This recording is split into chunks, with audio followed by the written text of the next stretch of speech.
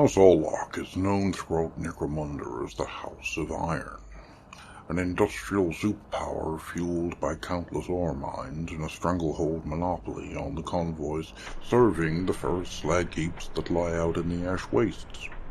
To the other houses of Necromunda, Orlock seems as unified as a clenched fist, its gangers well organized and equipped and utterly united in purpose. Life for the average serf of House Orlock is one of unending servitude, with each man and woman doomed to endless toil within the cramped confines of the ore pits and mines from which the masters derive their vast wealth.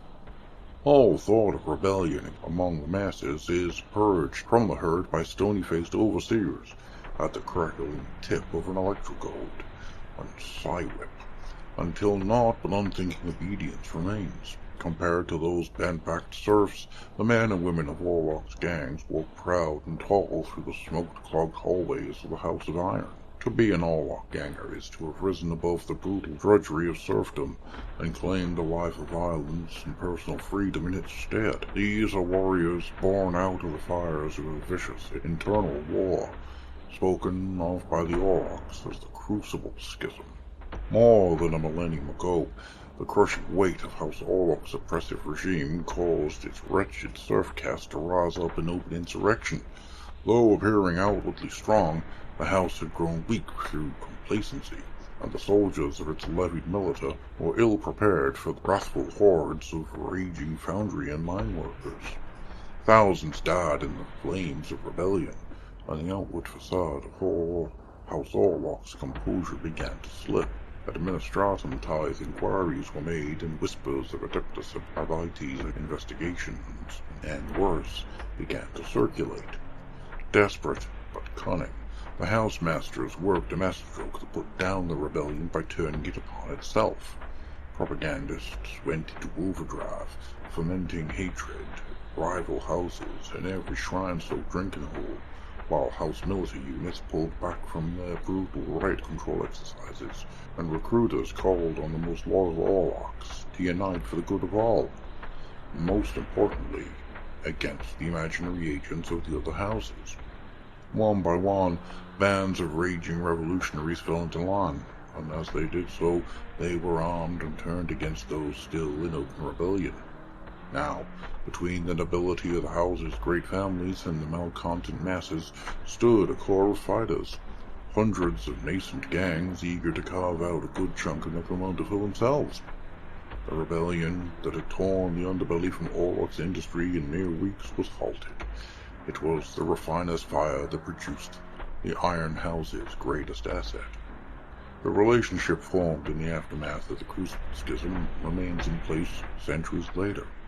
Every Orlock, no matter how lowly, looks to the gangers who saunter arrogantly among them with a mixture of envy, longing, and fear.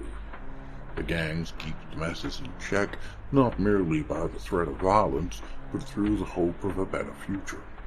The nod from a gang leader is the promise of a new life, away from the electro-flails and endless toil. The role of the gang stretches far beyond this basic perk, however, for they are the mailed fist of House Orlock in the constant skirmishes between the great houses of Necromunda.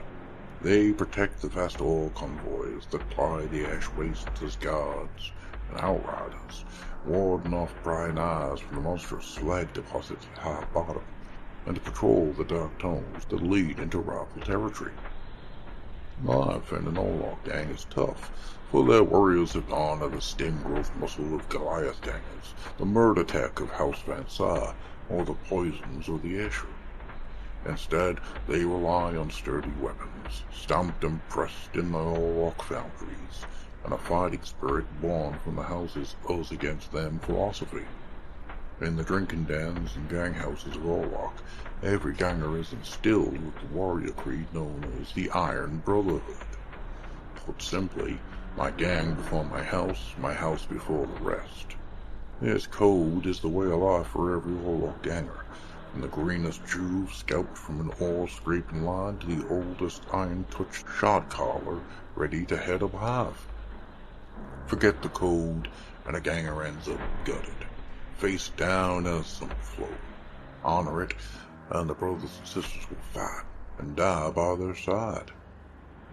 This close-knit bond lends itself well to the Orlock methods of gang war.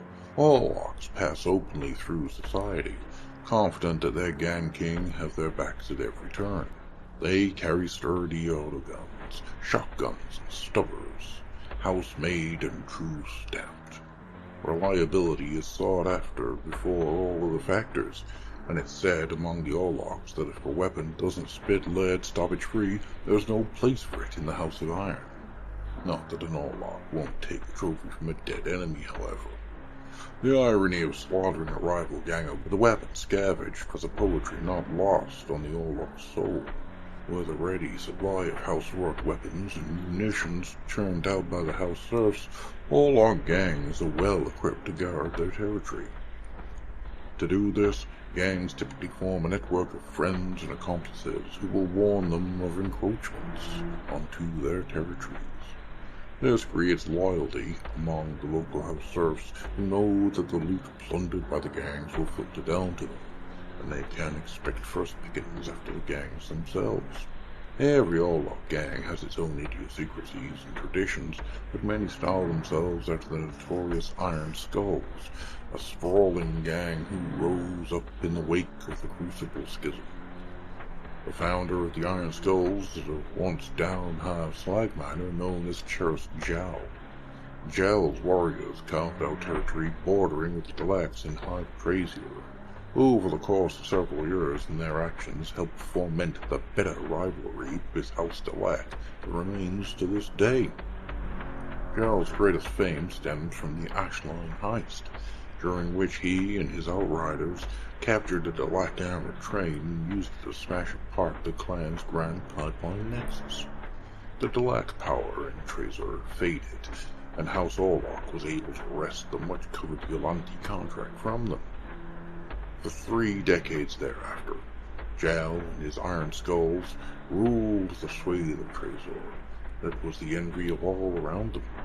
Hounded at every turn by the murder squads of House Delac, the Iron Skulls became masters of ambush, maintaining a constant state of readiness that leaves them credited with the full fist principle. No Orlock ganger travels alone or without a gun in their hand. Jowl's final fate is unknown. Some say he died outnumbered, fighting beside his crew, others that he wandered grey-haired and old into the ash wastes to seek his fate. Regardless, even now Orlock gangers still speak of him in odd tones, and many look to the Iron Skulls as examples of what it means to be a ganger in the House of Iron.